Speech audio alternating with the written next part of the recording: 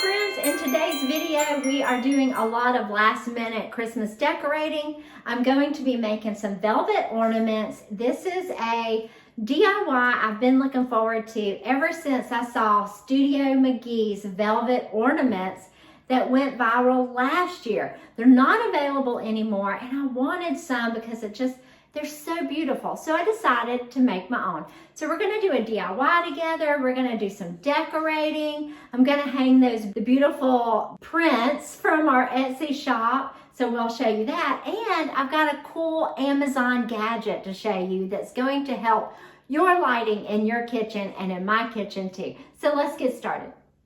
So today I'm working on making velvet ornaments. And these are all the supplies that I am using. What I did first was I matched the flocking that I bought from Etsy. So this is like velvet. It's like, well, I don't know what it is. It's just called flocking. It's like fabric flocking.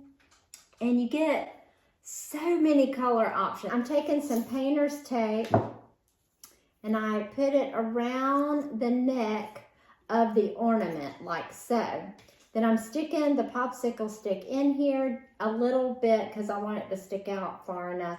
And I'm taping it in place real good.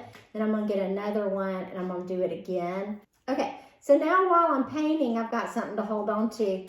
And when I'm done, I can just sit it down in the rice and let it dry like that. Now the first thing you wanna do is paint all your ornaments the colors of your flocking. While this is drying, before I start the other ones, I'm gonna paint these so that they can be drying. And I'm using gold leaf rub and buff here. After you paint the caps, add some decoupage and flocking to your ornament. I'm just gonna do that much, see if that works.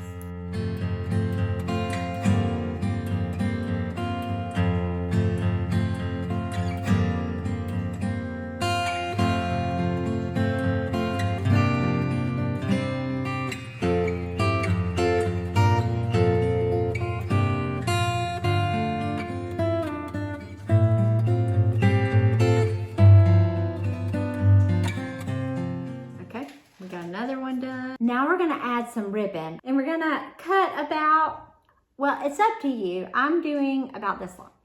And I'm gonna fold it in half and attach it to the stem here.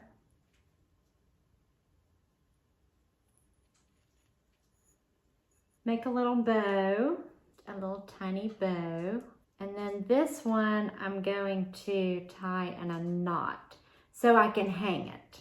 And you've got an ornament to hang on a tree, look. Isn't that precious? That is so precious.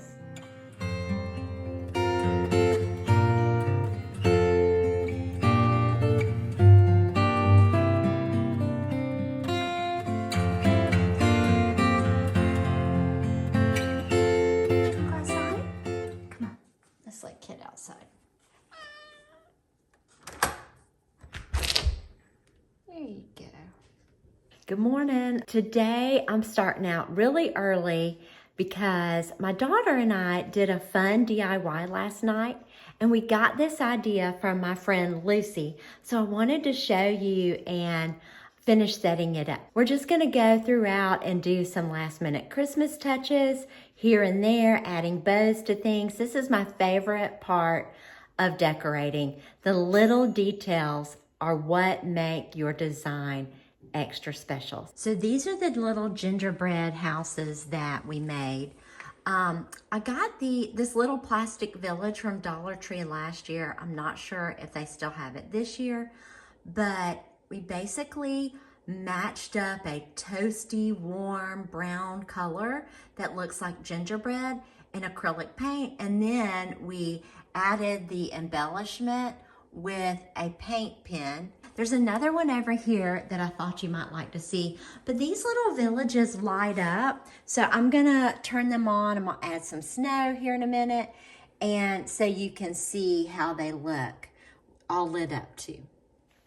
So Epsom salt makes the best snow. It has just that sparkly look to it. And I love it. So I use Epsom salt when I'm decorating around little villages and stuff like that.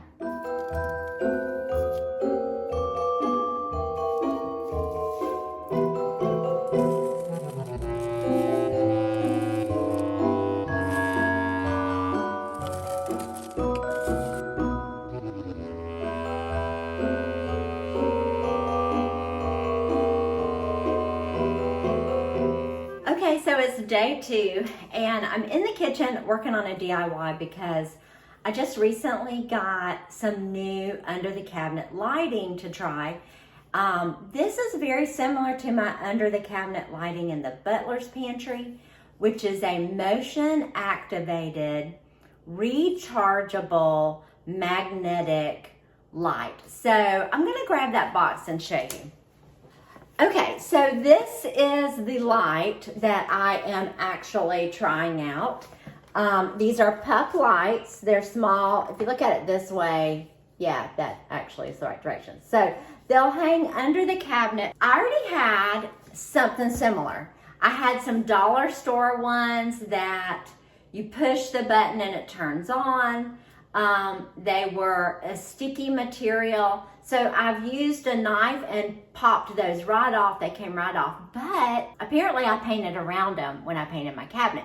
So I have to touch up all of those and then we will put these lights on. So I thought you might like to see how I'm touching it up because I have a really good blog post on how to paint cabinets. Okay, as you can see, I have all these little dots underneath my cabinets from where it looks like we painted perfect circles around them.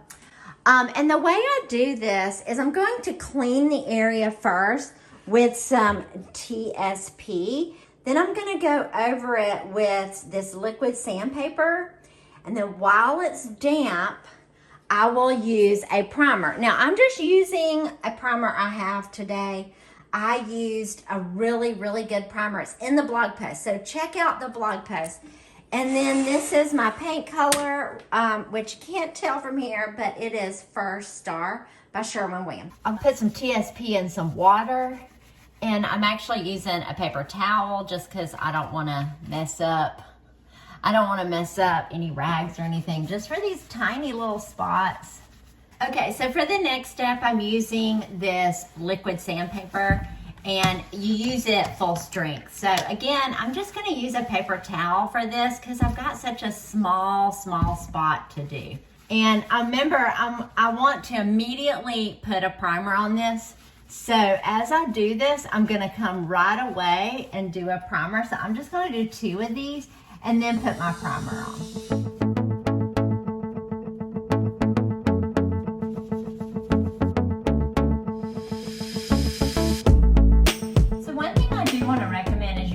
Countertops. I've been painting for so long. Little projects like these, I don't cover my countertops, but I definitely recommend it. Okay, so while the primer is drying, I thought we would open the box and let's check out and see what this looks like. You open the box, it's very quality, and it has all the puck lights in here. So let me pull one of those out and show you. It's very sturdy and the design is very sleek and pretty, so it'll look good with your cabinets. So this is the light part that we will look at later. And then back here is the magnet that you will attach. So once you determine where you want it, you'll put this on first and then magnetize it like that. Or you can do it the other way. You can peel this off, determine where you want it, and magnetize it there. Now, also in the box is this little container, another really nice package container. And when you open this, it has this really nice looking remote. It comes with a battery, so we'll need to attach that. It also comes with these directions here, so you'll have that to refer to. And it comes with a cord to recharge all of your puck lights. So in this container, I have I have six in this container. Now originally I had 1, 2, 3, 4, 5, 6, 7, 8, 9. But these lights are bigger than the ones I had. The ones I had were much smaller and dimmer, so these will produce more light, so I only needed 6 for this. So I've completely forgot to show you guys when I was painting it, but as you can see, you can tell where it's drying. And that's one coat, and it's really good. So I'm thinking we may only have to do 1 coat. What I'm gonna do first is I'm going to walk around the room and just sit them on the counter where I want them. And then we will peel off the back of the magnet and hang it and give it a try.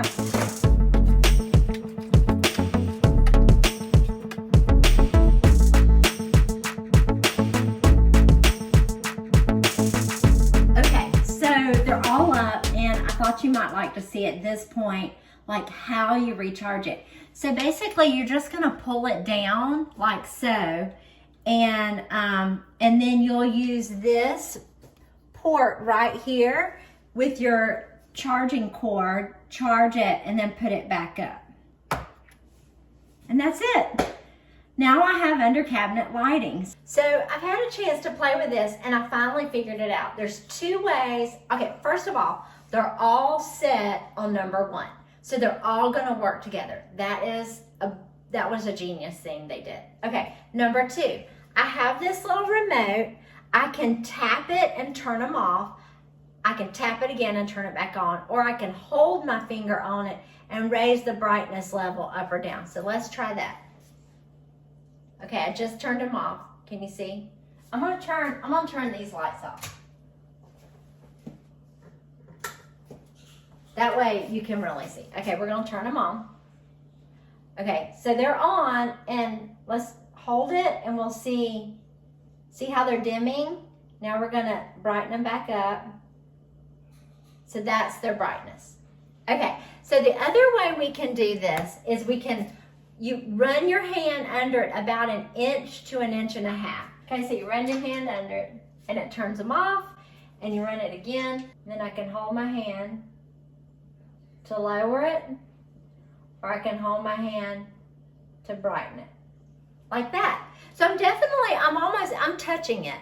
So I'm basically putting my hand on it to brighten and lower it. But this is such a great idea. So the only thing that didn't come was like something to stick this on the wall or somewhere. So I'm just gonna plop this up in my cabinet so that it's easy out of the way and easy for me to grab if I want to use it. But most likely, we're just going to activate it with our hand. Okay, so on this side of the room, I'm finishing up decorating, and last week I shared how I was framing some of our printables. It was an interconnected design. So I'm going to finish up decorating this room by hanging those.